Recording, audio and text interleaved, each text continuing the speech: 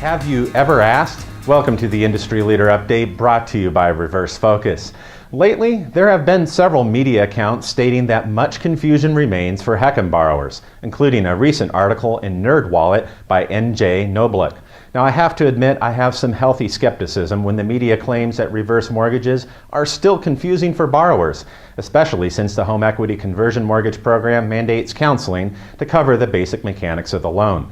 Nevertheless, the article does warrant the question, am I asking the right questions? Here are just a few questions we should consider when meeting with a prospective borrower. Number 1, are you currently itemizing deductions on your tax returns, such as mortgage interest? As the financial assessment pushes us toward the mass affluent, we should also be aware that the elimination of mortgage interest payments could bump the borrower into a higher tax bracket. While not giving tax advice, we should most certainly inform them that no longer making mortgage payments could affect their deductions, and if they're itemizing, perhaps place them into a higher tax bracket. Now, in my experience, the benefits of the HECM typically far outweigh the slight increase in taxes due, but encourage them to seek the advice of a tax professional. Number 2, property taxes and insurance.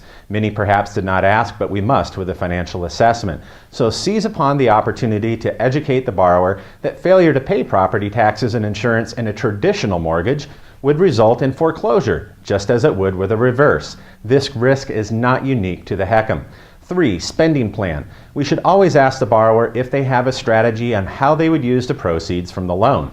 If they don't, educate them on the options that they have for a line of credit, monthly payments, or a lump sum. Remind them that once the money is exhausted, they likely will be unable to tap into more proceeds unless home values substantially increase and interest rates remain low. Number 4, inheritance. If the prospect wants to bequest their home to their heirs, then obviously a reverse mortgage would not be the best choice. However, do not let this stop the conversation. Often prospects have already designated their children or heirs as beneficiaries of their CDs, IRAs, or other financial accounts. Be sure to ask if there are other assets designated to be inherited. They may decide that the home will be theirs to use since other provisions have been made.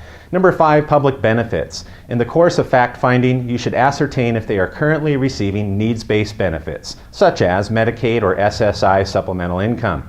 Receiving such benefits does not automatically disqualify them from such programs, but if the proceeds are not strategically dispersed, it can.